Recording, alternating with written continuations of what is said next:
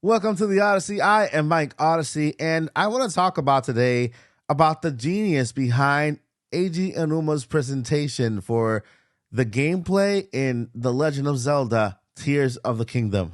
Let's get started. Welcome to the Odyssey. Hit the like, press play. You're running with the squad like Xenoblade. Drive like Mario, we on a... So before we get into today's stories, you see, I want to ask you one thing. I want to ask for your subscription.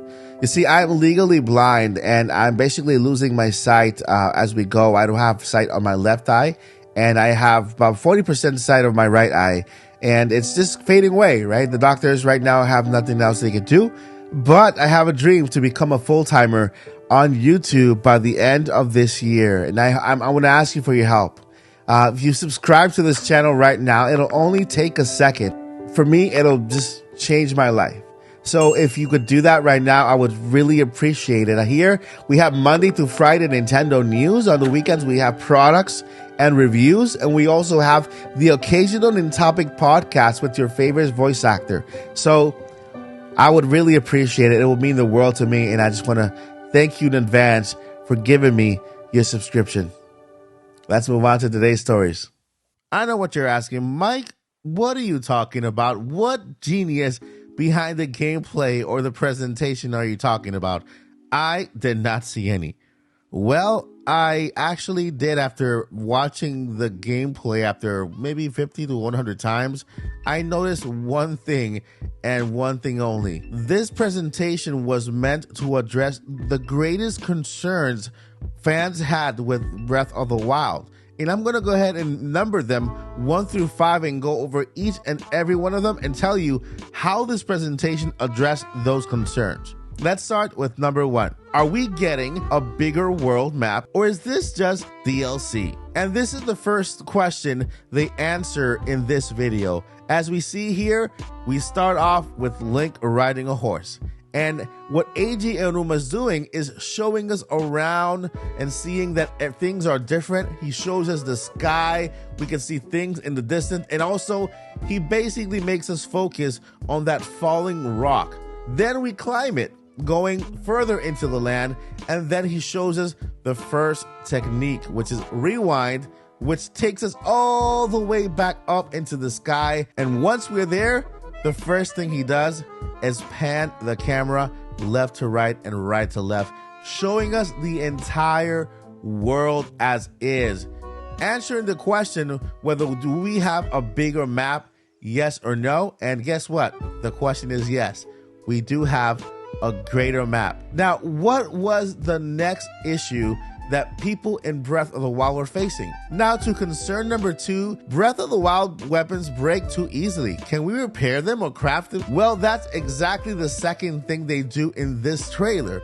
They show us that weapons, he starts off by fighting one of these constructs, right? And he sees that the weapon breaks right away, making us feel angry. See, that's what we're talking about. The weapon just broke, but all of a sudden he takes up another weapon and then he finishes off the construct. And then immediately after, he takes that weakened weapon and makes it stronger right in front of our eyes by fusing it with a rock. Therefore, answering the questions, what can we do with these weak weapons? Well, we can craft them, we can fuse them, and make them stronger. So right off the bat, he addresses that question and concern when it comes to Breath of the Wild weapons here in Tears of the Kingdom. Now, the third question and the third concern that I got during my research was inventory. I get frustrated when my inventory is full and there's a weapon that I want, but I either have to leave it behind or drop one that I really want to keep in my inventory. Well, no longer is this an issue in Tears of the Kingdom, because if you see a weapon that you like and you want to have it with you, then you can actually fuse it with another weapon, making that weapon even stronger. So no longer do you have to sacrifice and leave a weapon behind. You can continue to fuse weapons and make your own unique, customized weapon. I find this very exciting to know that each and every one of us will have a unique experience with this game when it comes to crafting weapons and making different types of weapons with different materials. Not everyone will have the same exact weapon. Not everyone will have the same exact experience. Another really cool thing about this is that we can also share what we call our weapon recipes on what to combine to make really cool weapons. And it's a good thing that will bring the community together, right? You share the weapon that you made with me and I share the one that I made with you, and we can experience with these different weapons together. And this could open a brand new category when it comes to crafting weapons and sharing different types of weapon recipes. And let's move on to concern number 4 addressed in this gameplay video, which is the rain. Yes, in my research, I found that this is basically one of the most concerned issues in Breath of the Wild because it started raining whenever, it never stopped, and the only way to make it stop is to make a camp towards the morning. But then again, you couldn't make a camp because the rain will put out the fire, and it was just a big mess. Now here we can see that the fuse ability is also made to put things together, and in a way they did not show this in this gameplay, but you can assume that you can actually build something like a type of shelter in where you can actually make a fire underneath and then pass to the morning so the rain can stop right away.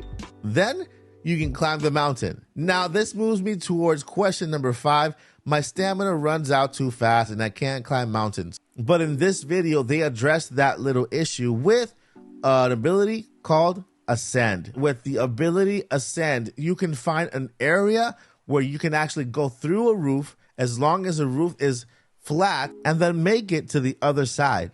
And although what we saw when it comes to the Ascend ability was very limited, I think it is up to us to kind of discover how much can we use this Ascend ability to our advantage when it comes to playing Tears of the Kingdom. Now, these are the 5 top concerns and worries that people addressed in Breath of the Wild, and these are the 5 top things they actually addressed in the Tears of the Kingdom gameplay. And now that I have the understanding that this gameplay video was addressed at those who still have concerns when it comes to these types of issues they confronted in Breath of the Wild, I have the belief that there will be more to come when it comes to information on Tears of the Kingdom, whether this is in form of a Nintendo Direct, trailers, or even more gameplay in the future. All right, guys, let me know what you guys think about all of these topics.